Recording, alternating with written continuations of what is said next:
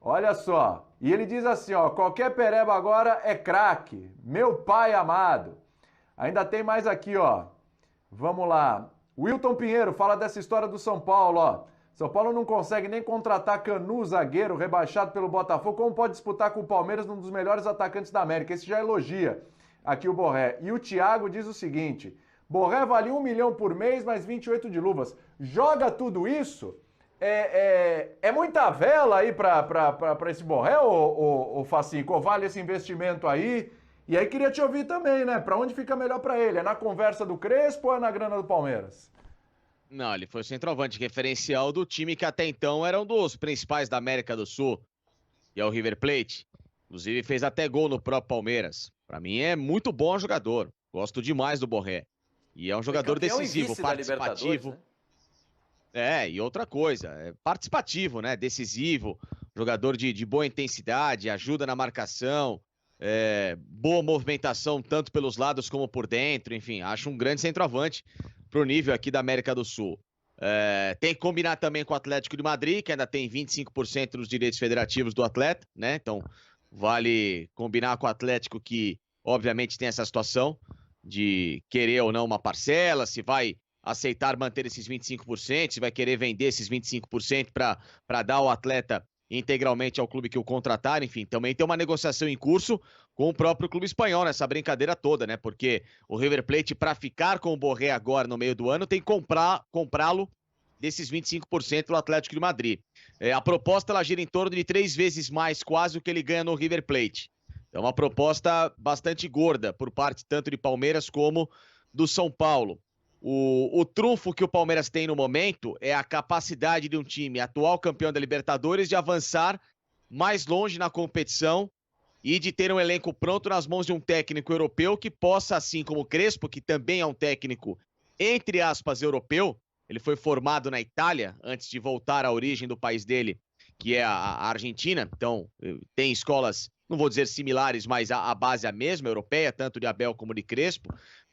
Mas o trunfo do Abel, claro, é de, quem sabe, com essa base já montada de Palmeiras, potencializá-lo ainda mais para o ano que vem, que é o ano de Copa do Mundo, com a seleção da Colômbia, em que ele hoje já faz parte da equipe principal. Então tem esses trunfos legais aí que o Palmeiras e o São Paulo dividem, né? A questão do São Paulo é mais a financeira mesmo, é saber até quanto que o São Paulo pode fazer um grande investimento num cara que vai ganhar mais de 1,5 milhão por mês, da totalidade luva, salário, para um time que já deve bastante, para o Daniel Alves, por exemplo, que ganha alguma coisa parecida com isso, né? Então, tem que entender como é que funciona essa engenharia financeira do São Paulo.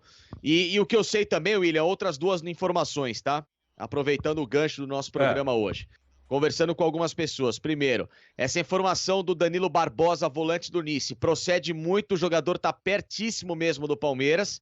É um volante que fez toda a base da seleção brasileira, 2013, 14, torneio de Toulon, geração do Gabriel Barbosa, o Gabigol, Gabriel Jesus, enfim, toda a garotada que recentemente tem despontado com a camisa da seleção. Ele foi capitão, inclusive, É o Danilo, que era do Vasco.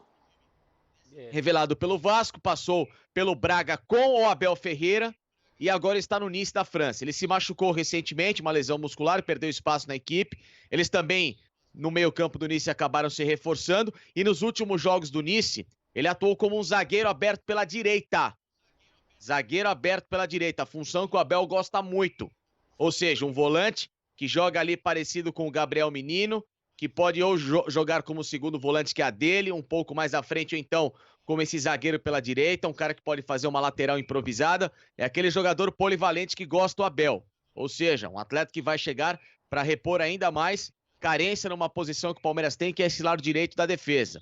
E sobre Vitor Cuesta, tem coisa conversando. Tem iniciação de, olha, eu quero, mas aí você me cede aqui, eu te cedo ali alguma parte, você precisa de jogador para compor negócio, quer mais dinheiro. Tem fumaça. E a fumaça começa cada vez mais a aumentar. Palmeiras e Cuesta e Internacional estão numa mesma negociação. O Inter procura dinheiro, o Palmeiras procura envolver alguns atletas do elenco nessa história toda. Os nomes não foram abertos. Tentei de todas as formas procurar esses nomes, mas até agora nada. Mas enfim, o Palmeiras tenta colocar negócio com o jogador e um pouco de grana, o Inter quer apenas uma grana, mas se dependendo do jogador for bom, pode abrir mão. Então, a conversa está existindo. Não é só fumaça, Palmeiras, não é só especulação que o Cuesta possa jogar no Palmeiras. Pode ser uma grande realidade também. Muito bem. Ô Pascoal, você tem mais informações aí sobre reforços, é isso? Não, tem esses nomes que a gente está comentando aqui, o caso do Danilo, que o Facicani falou, é um caso que chama a atenção, porque o Palmeiras, na minha visão, está se antecipando a um fato. Quando chegar a janela do meio do ano, o Palmeiras pode perder alguns jogadores dessa posição de meio campo, né? Porque o Gabriel Menino está sendo observado, né? O Patrick de Paula está sendo observado, são jogadores que atuam nessa posição e o treinador, do meu modo de ver, está já se antecipando com algumas indicações. Claro que a gente tem que esperar a janela de meio de ano para saber como é que as coisas vão correr e qual será o comportamento desses jogadores ainda nesses meses que faltam para a chamada grande janela do futebol europeu. Esse é um fato. Outro fato, o Palmeiras tem interesse mesmo em contratar um centroavante. Está buscando o centroavante. Com o Borré, o Zinho falou, a coisa está muito antecipada. Já acertaram salário, já acertaram as luvas, e o que falta acertar é essa saída ou não do River Plate antecipada. E isso é o que está faltando para que o Borré jogue no Palmeiras. Se for jogar em junho, no meio do ano, o Palmeiras não vai gastar nada. Se quiser o jogador antecipadamente, o Palmeiras vai ter que botar um dinheirinho ali para o River Plate para fazer um acerto. E acho um pouco difícil nessa hora, mas o Palmeiras tem muito interesse. Esses são os nomes mais latentes, mais evidentes. Mas o Palmeiras ainda procura um meia de ligação. Não é um centroavante, não é um meia esquerda, tipo Scarpa, tipo o Rafael. Não é esse, o Rafael Veiga. Não é essa posição. É o 8,5, aquele que chega ali e fica perto do centroavante, que é uma função que o Abel não vê e não enxerga em nenhum jogador do Palmeiras fazendo essa função. O William joga aberto, o Luiz Adriano é centroavante, o Luiz Adriano não joga todas as partidas, o Luiz Adriano é um jogador que se machuca muito, por isso o Palmeiras também está interessado nesse jogador da posição. Agora, só uma coisa, hein, ô professor? Se sai negócio aí com o Cuesta, claro, é tudo muito, né, tá tudo muito início ainda, é segundo informações do Facicani. Gustavo Gomes e Vitor Cuesta, aí Já sim... pensou?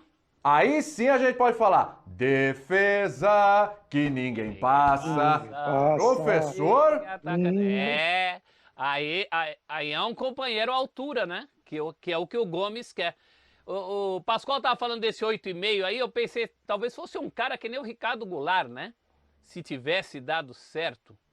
Aquele cara que encosta ali, o sub-centroavante, né, Pascoal? Não sub no momento, no sentido de menosprezar, mas o cara que é menos que o centroavante ali é um co-centroavante, né?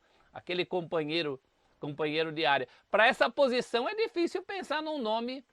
O Cuesta eu acho que resolve a zaga, o Borré seria na frente, aí teria que ver essa questão com o Luiz Adriano, né? Não sei se ele tentaria uma composição.